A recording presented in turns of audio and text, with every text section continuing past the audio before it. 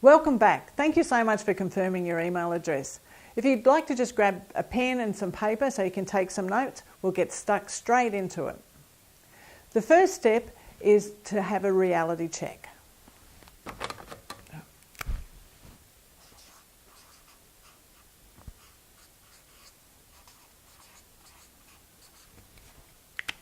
So what is a reality check? A reality check is knowing exactly where you are right now. So as with any journey, we need to know what your starting point is. I've worked with clients who want to lose weight, but they're so petrified of getting on the scales that they don't give themselves the opportunity to know where they're starting from to be able to make a change. So that's what the first step is about.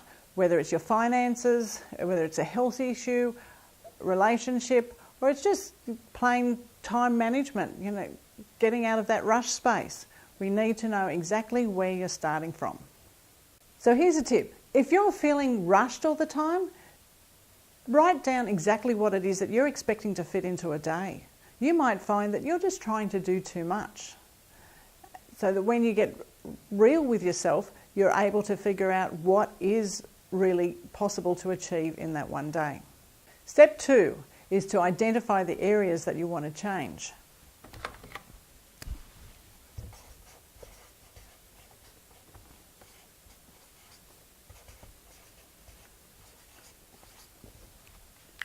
So what do I mean by identify the areas to change? I know that when I was going through this process, people would say to me, what are your goals? What is it you want to do? And I really didn't know. I knew the things that I wasn't particularly happy with. I knew that I was rushed. I knew that I felt tired. I knew that I didn't feel organised. So I knew what I didn't want to have. So what are a couple of things in your life that you know you'd want to change? Now that you've done the reality check and you've discovered what it is that you're not particularly happy with, what are they? Just write them down on your list. Step 3 is to explore your options.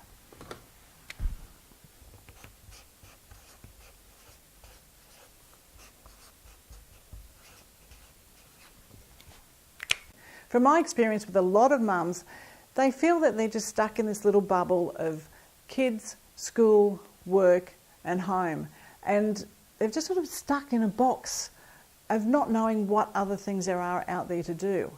So step 3 is to explore the options. Look at all the fabulous things there are to do outside of the current situation. Whether it's take up a hobby, go travelling, bushwalking, go out to dinner with friends or just hang out with friends more often. There's plenty of things to do.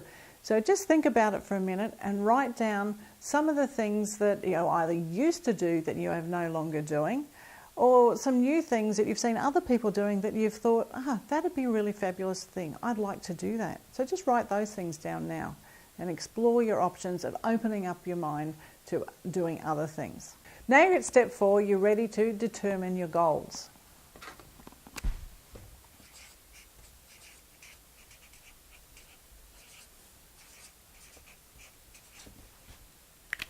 So how do you determine your goals?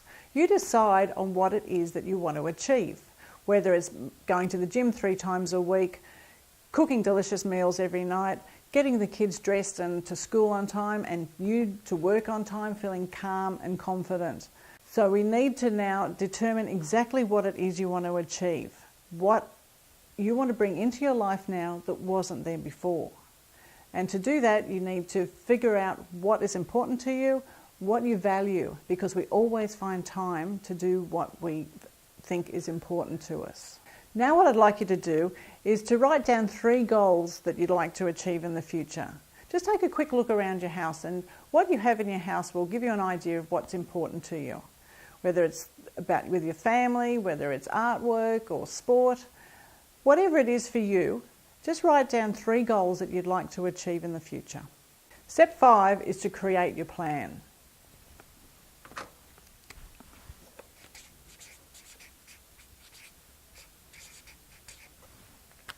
You know what it's like when you're organising the kids' birthday party? You have to have a plan.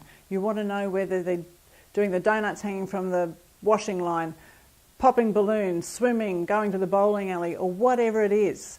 So you need to have a plan. It's the same with goals for your life. you need to create your plan.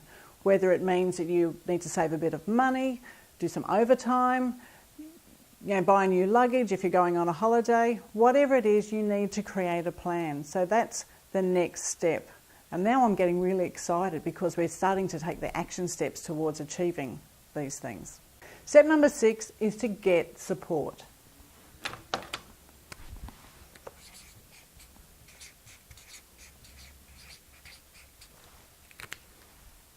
We all like to think that we can do everything ourselves, but the reality is we can't. We need to be supported by others, and that's how we humans work. When the kids were little, you were supported by your mother, your mother-in-law. Maybe the siblings of the children helped out as well. Then when you wanted to go back to work, you were supported by the daycare. When you went to school, there was other mothers helping you understand the school system. So that's what you need to do for yourself to be able to achieve your goals. What I'd like you to do now is write down some areas that you'd like to have some support in. Brainstorm with your friends. Is it a coach, a cleaner, somebody to look after the kids while you go out? Whatever it is for you, just write them down now. And the final and most important step is to take action. This is the one area that most people fall down in. They have great plans, they put strategies together, they get the support, and then they don't take that next step of taking action.